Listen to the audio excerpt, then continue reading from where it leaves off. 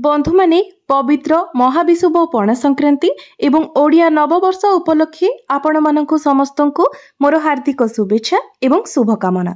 बंधु माने आजिर एही कार्यक्रमटी मीन राशि व्यक्ति विशेष मानक पई बहुत गुरुत्वपूर्ण अटे। तो आपणकर जदि मीन राशि होइथाय तेबे भिडियोटी को शेष पर्यंत थरे निश्चय देखंतु। बंधु माने एही पवित्र पणा संक्रांति ठारू आपणकर जीवन संपूर्ण भाबरे बदलिबाको जाउछि, कारण ग्रह मानकर गोचर रे एक बड़ परिवर्तन हेबाको जाउछि। पणा संक्रांति दिन सूर्य महाग्रह निजर राशि परिवर्तन करिवे। यह व्यतीत 29 मार्च ठारू शनि मध्य निजर राशि परिवर्तन करि सारिछंती, जेहा फलरे आपणक राशि रे शनि 7.5 द्वितीय चरण आरंभ होई सारिछि, जहाके शनि 7.5 सबुठारू गुरुत्वपूर्ण पर्याय अटे।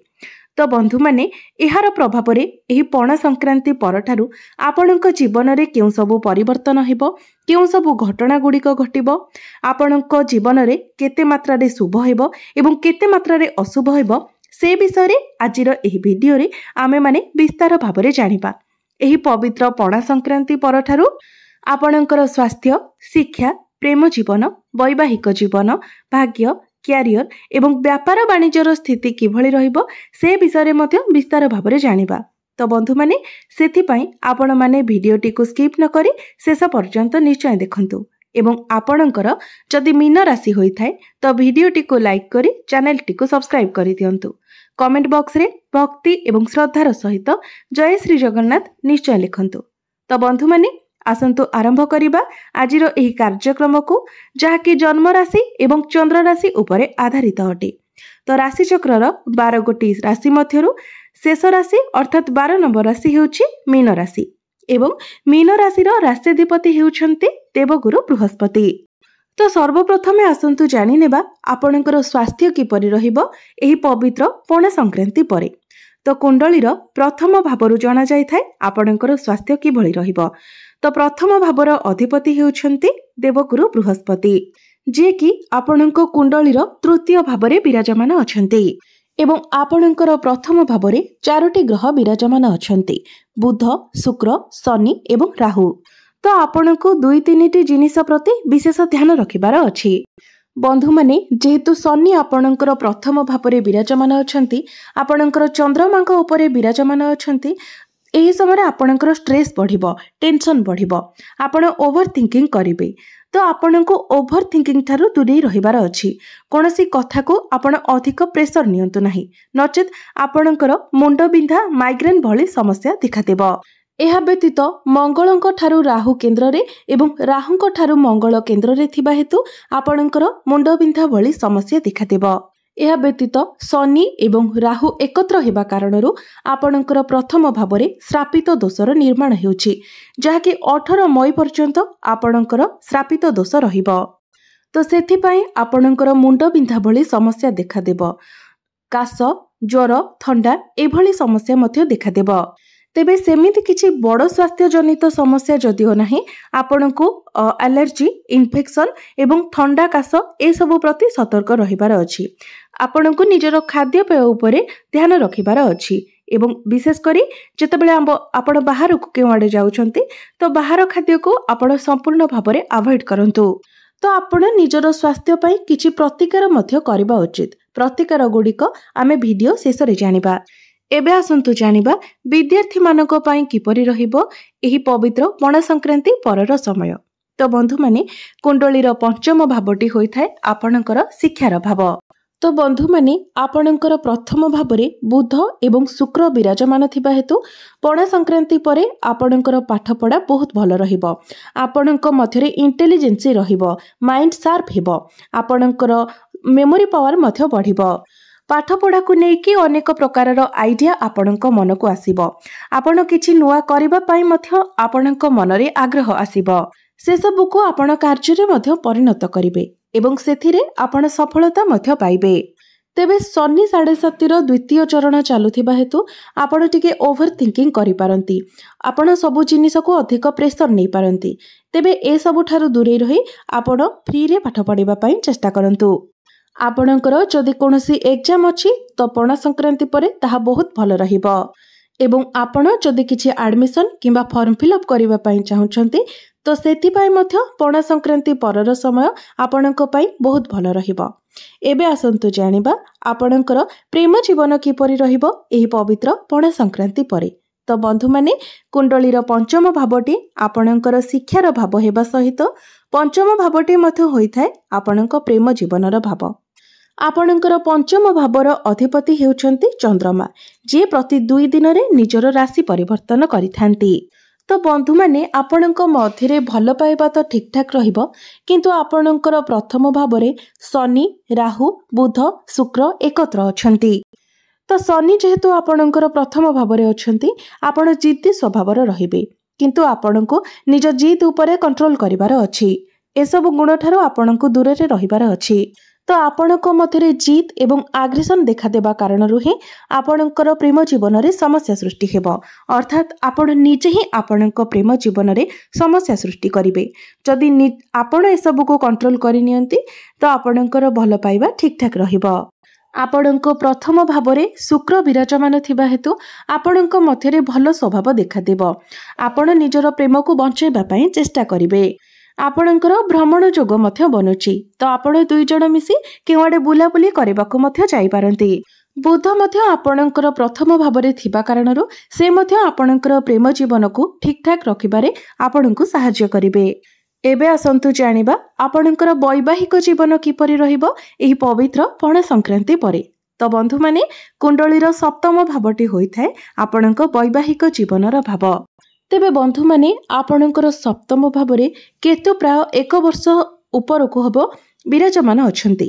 मात्र 18 मई को केतु निजर राशि परिवर्तन करी आपणकर षष्ठ भाव को चलन करिवे। तेबे वैवाहिक जीवन आपणकर एही पणा संक्रांति परे भल रहुची, कारण आपणकर सप्तम भावर अधिपति बुध प्रथम भावरे विराजमान होई निजर स्वगृह को देखुछंती। एहा प्रभाव आपणकर वैवाहिक जीवन भल रहिबो। मात्र केतु जेहेतु मुंड विहीन ग्रह अटंती, सेथिपाई से आपणक मध्यरे डिसैटिस्फैक्शन देबे। तो आपणकर वैवाहिक जीवन रे सब किछि ठीक ठाक चलीथिले मध्य केतुंक कारणरु आपणक मध्यरे टिके डिसैटिस्फैक्शन रहिबो। तेबे जेहेतु 18 मई को केतु निजर राशि परिवर्तन करिवे, ता पूर्वरु ही आपणको आपणकर वैवाहिक जीवन रे प्रभाव देखिबाको मिलिबो। अर्थात एही पणा संक्रांति परठारु आपणकर वैवाहिक जीवन भल हेबाको लागिबो। एबे आसंतु जानिबा सबुठारु महत्वपूर्ण विषय वस्तु आपणकर भाग्य, कैरियर एवं व्यापार वाणिज्यर स्थिति किपरि रहिबो एही पवित्र पणा संक्रांति परे। तो बंधु माने कुंडलीर नवम भावटी होइथाय आपणकर भाग्यर भाव। आपणकर नवम भावर अधिपति हेउछंती मंगल, जे कि आपणकर पंचम भावरे विराजमान अछंती।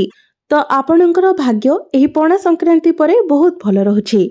गुरुंकर दृष्टि मध्य भाग्य स्थान उपरे रहुछि।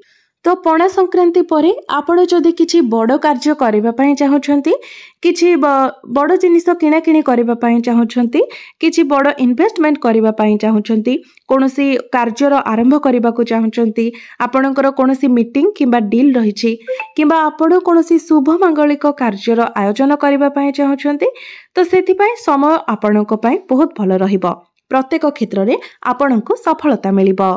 एबे आसंतु जानिबा आपणकर कैरियर किपरि रहिबो एही पवित्र पणा संक्रांति परे। तो बंधु माने कुंडलीर दशम भावटी होइथाय आपणकर कैरियर भाव, कार्य क्षेत्रर भाव। आपणकर दशम भावर अधिपति हेउछंती देवगुरु बृहस्पति, जे कि आपणकर तृतीय भावरे विराजमान अछंती। तेबे आपणक कैरियर पई सबुठारु अधिक भल समय रहिबो सेतेबेले जेतेबेले गुरु आपणकर चतुर्थ भाव को केंद्र को विराजमान करिवे। तो 15 मई को गुरु निजर राशि परिवर्तन करी आपणकर चतुर्थ भाव को चलन करिवे। कारण 15 मई को जेतेबेले गुरु आपणकर चतुर्थ भाव को चलन करिवे, तो गुरुंकर दृष्टि दशम भाव उपर को आपणकर कैरियर भाव को रहिबो। तो बंधु माने यह तो थिला गुरुंकर दृष्टि, किंतु आपणकर राशि रे वर्तमान शनि 7.5 चलीछि। शनि आपणकर प्रथम भावरे अछंती एवं आपणकर दशम भाव को देखुछंती। तो एही जो 2.5 वर्ष शनिंकर दृष्टि आपणकर दशम भाव उपरे रहिबो, सेथिपई आपणको उपरे अधिक कार्यभार रहिबो, आपणको अधिक परिश्रम करिबाको पड़िबो।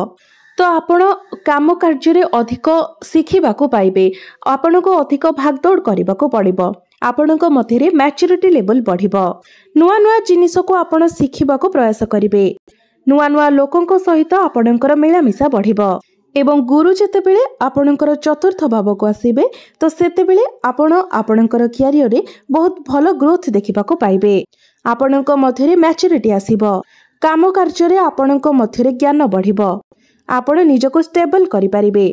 तेबे बंधु माने प्रत्येक क्षेत्र रे मो आपणको कहि रखुची, आपण ओभर थिंकिंग ठारू दूरे रहंतु, अधिक स्ट्रेस नियंतु नाही किंबा कोनोसी कथा को आपण अधिक चिंता करंतु नाही, जेते पारिबे निजको शांत रखिबा पई चेष्टा करंतु, कारण वर्तमान आपण जे परिश्रम करिवे, जे काम रे आपण जहा शिखिबे भविष्यत रे ताहा आपणकर सफलतार चाबिकाठी हेबो।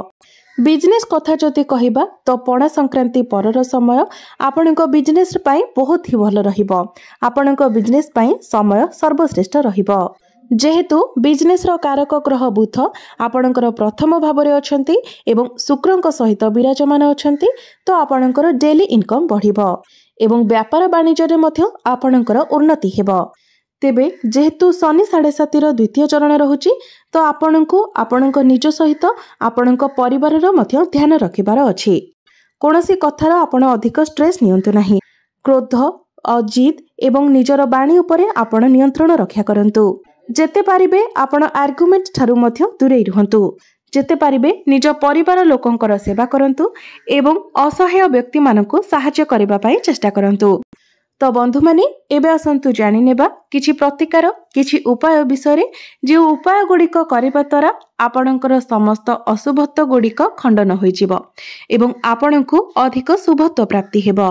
तो सर्वप्रथमे आपण प्रत्येक दिन शनिंकर बीज मंत्र 108 थर जप करंतु, प्रत्येक दिन आपण गुरुंकर बीज मंत्र मध्य 108 थर जप करंतु एवं प्रत्येक दिन आपण विष्णु सहस्र नामर मध्य पाठ करंतु।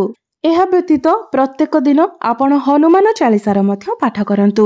तो बंधु माने आपणक जीवन मंगलमय हेउ, एहा ही ईश्वरंक निकटरे मोर प्रार्थना। धन्यवाद।